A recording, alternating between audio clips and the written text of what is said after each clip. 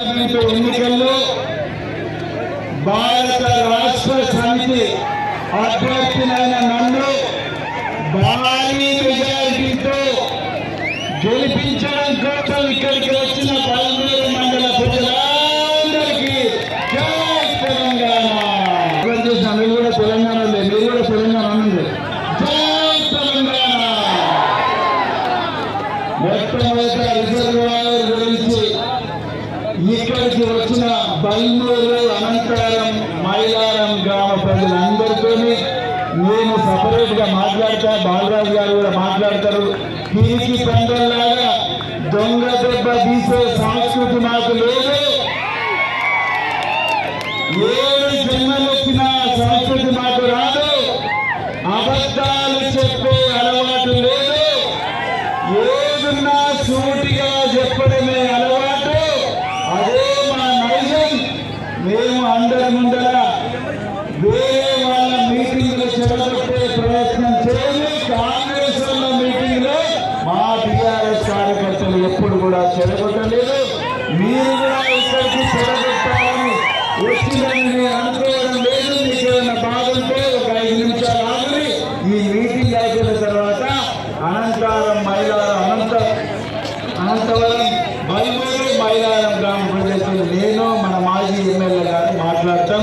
మనం అందరం కూడా ఒకటే తెలంగాణ తల్లి బిడ్డలు తప్పకుండా మాట్లాడుకోవాలి. అందుకని మిత్రులారా 2 నిమిషాలు ఓపిక పట్టండి. మిత్రులారా, మరి కాంగ్రెస్ పార్టీ ఈరోజు ఓటమి భయంతో అన్ని పత్రికలు దేశవ్యాప్తంగా అన్ని ఛానళ్లు కూడా తెలంగాణలో టీఆర్ఎస్ కు 10 నుంచి 12 సీట్లలో భారీ మెజారిటీతో టీఆర్ఎస్ గెలవబోతున్నది. బిడ్డ, దేవుళ్ళు గుడ్డలు కాదు, దేవతలు గుడ్డలు కాదు. పైనుంచి తెలంగాణ అమరవీరులు వాళ్ళ ఆత్మలు చూస్తున్నాయి. ఎవరు తెలంగాణ ద్రోహులు, ఎవరు తెలంగాణ కోసం త్యాగం చేసిన, తెలంగాణ కోసం త్యాగం చేసిన ఈ టీఆర్ఎస్ పార్టీ నాయకులు, తెలంగాణ ప్రజలందరూ కూడా ఈ రోజు మోసానికి గురైంది. కాంగ్రెస్ పార్టీ ఘోరంగా మోసం చేసి రైతు బంధు 15,000 ఇస్తారు. అదేవిధంగా రైతు రుణమాఫీ డిసెంబర్ 9వ తారీఖు నాడు ఇస్తారు. వారికి 500 రూపాయల బోనస్ ఇస్తారు. మహిళలకు 2,500 రూపాయలు నెలకిస్తారు. కళ్యాణ లక్ష్మి తులం బంగారం ఇస్తామని చెప్పి రకరకాల అబద్ధాలు చెప్పి అధికారంలోకి వచ్చిన కాంగ్రెస్ పార్టీని తెలంగాణ ప్రజలందరూ కూడా కర్రు కాల్చి ఘోరంగా వాటబెట్టబోతున్నారు. కేసీఆర్ ఆధ్వర్యంలో నడుస్తున్న భారత రాష్ట్ర సమితి 12 సీట్లు భారీ మెజారిటీతో. అందుకొరకే మల్లు రవికి, ఆ మల్లు రవి శిష్యుడైన డాక్టర్ వంశీకృష్ణకు, డాక్టర్ మల్లు రవికి వాళ్ళిద్దరికి నిద్రవర్తలేదు. ఇవాళ doctor RS Praveen Kumar, doctor Guvvala Balaraju, ఇక్కడ ఇద్దరు డాక్టర్లు ఉన్నారు. ఇక్కడ ఇద్దరు డాక్టర్లు ఉన్నారు, అక్కడ ఇద్దరు డాక్టర్లు ఉన్నారు. అక్కడ ఇద్దరు డాక్టర్లు అసమర్థులు, అవివేకులు, చెవటలు, స్వార్థపరులు. వాళ్ళ ఆస్తులు పెంచుకోవడం కోసం వచ్చింది. ఇక్కడ ఉన్న ఇద్దరు డాక్టర్లు ప్రజలే తమ కుటుంబంగా భావించి అన్ని త్యాగాలకు సిద్ధపడి ప్రాణత్యాగానికి కూడా సిద్ధపడి ఈరోజు మీ అందరి కోసం వచ్చింది. మేము అధికారంలోకి వచ్చినప్పుడు కాంగ్రెస్ లేకపోతే బీజేపీలో కమ్యూనిస్టులని తేడా లేకుండా తెలంగాణలో ఉండే 4 కోట్ల ప్రజలందరూ కూడా మా కుటుంబమే అనుకున్నాడు మా మహానాయకుడు కేసీఆర్. ఇలా మీ నాయకుడు మల్లు రవి గారు ఏమనుకుంటున్నారు? ఆయన కేవలం నా కుటుంబం అంటే నా ఇంట్లో ఉండే భార్య, పిల్లలు, వాళ్ళు వీళ్ళు ఇద్దరు పనిచేసే వాళ్ళే తన కుటుంబం అనుకుంటున్నాడు. ఆయన ఎలక్షన్ అఫిడవిట్ లో ఆయన రిటర్నింగ్ ఆఫీసర్ నాగర్ కర్నూలులో ఆయన ఇచ్చిన అఫిడవిట్ లో ఆయన ఆస్తుల విలువ చూడండి. 3 300 కోట్ల రూపాయల ఆస్తి. ఎక్కడి నుంచి వచ్చిందండి నీకు 300 కోట్ల ఆస్తి? బలమూరులు ఏమన్నా కూలి పని చేసినావా? లేకపోతే 5 ఎకరాల భూమి దున్నినావా? లేకపోతే నువ్వేమన్నా పేషెంట్లకు నయం చేసినావా? లేకపోతే పేదలకు ఇల్లు కట్టించినావా? లేకపోతే ఏం చేసావు? నీకు 300 కోట్ల రూపాయల ఆస్తి ఎక్కడి నుంచి వచ్చింది? ఎప్పుడైనా ఆలోచించిండ్రా? వీళ్ళు కేవలం అధికారాన్ని అడ్డం పెట్టుకొని, హోదాను అడ్డం పెట్టుకొని వాళ్ళ ఆస్తులను పెంచుకోవడం కోసమే రాజకీయాలకు వచ్చిండ్రు. కానీ డాక్టర్ ఆర్ఎస్ ప్రవీణ్ కుమార్ గాని, డాక్టర్ కుమార్ పాల్వార్ గాని పేద ప్రజల సంక్షేమం కోసమే ఇలా రాజకీయాలకు వచ్చింది మిత్రులారా. అందుకొరకే రాబోయే రోజుల్లో మీరందరూ కూడా కారు గుర్తుకు ఓటు వేయాలని చెప్పి మరొకసారి కూడా అందరూ దయచేసి 2 చేతులు చెప్పండి.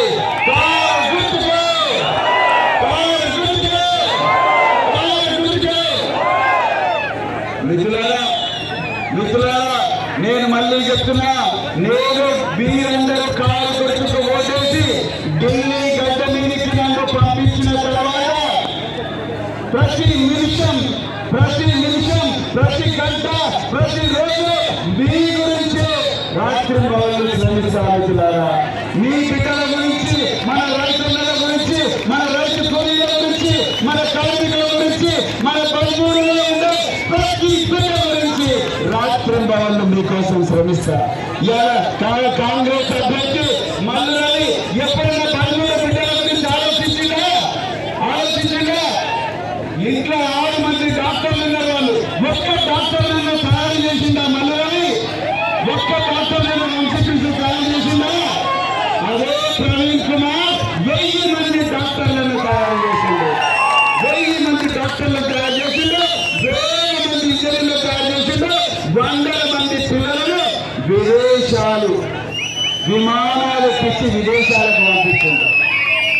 మల్లురావి పంపించిందా? ఆమెది నాగరికర్నూలు ప్రాంతమా? ఎక్కడో ఖమ్మంలో ఉండి పని చేసుకోవాల్సిన మల్లురావి ఇక్కడ నీకు మా నాగరికర్నూలు నిలబడకంటే ఎందుకయ్యా నీకు?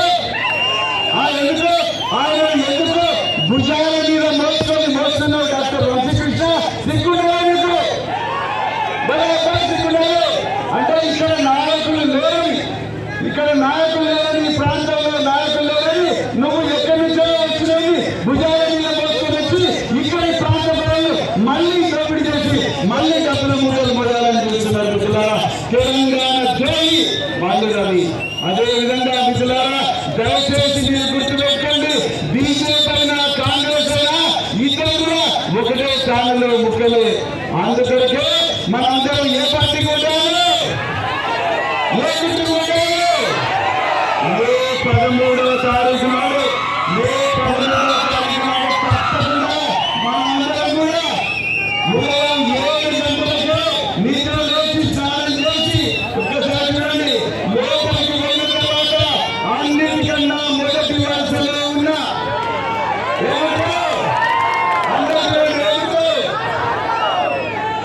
ఎలక్ట్రానిక్ ఓటింగ్ మెషిన్ చూడండి, కారు గుర్తు.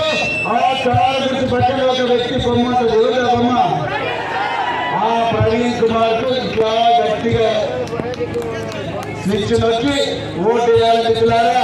కాంగ్రెస్ మిత్రులకు, బీజేపీ మిత్రులకు, కమ్యూనిస్ట్ మిత్రులకు, తెలంగాణ నాగరికర్నూలు ప్రాంత ప్రజలందరికీ పార్టీలకు అతీతంగా మీరందరూ కూడా కారు గుర్తుకు ఓటేసి మన బిడ్డల భవిష్యత్తును, మన రైతుల భవిష్యత్తును, రైతు కూల భవిష్యత్తును వీళ్ళందరినీ కూడా రేవంత్ రెడ్డి కాంగ్రెస్ ప్రభుత్వం యొక్క గుండాన్ని, నరేంద్ర మోడీ బీజేపీ గుండాన్ని నుంచి కాపాడాలని చెప్పి కోరుకుంటూ మళ్ళీ ఒకసారి చెప్తున్నా మిత్రులారా, కాంగ్రెస్ వాళ్ళకు ఒక్కటే చెప్తున్నా, పోలీసు అన్నారా మీరు కూడా ఆలోచించాలి.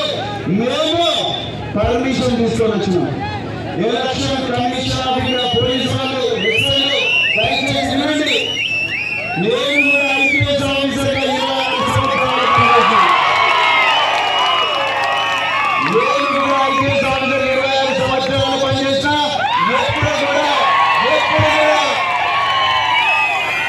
ఎప్పుడు కూడా చట్టాన్ని ఉల్లంఘించలేదు. ఎవరు గుండాగిరి చేస్తే వాళ్ళు తీసుకుపోయి పోలీస్ స్టేషన్ లో పెట్టి వాళ్ళందరూ కూడా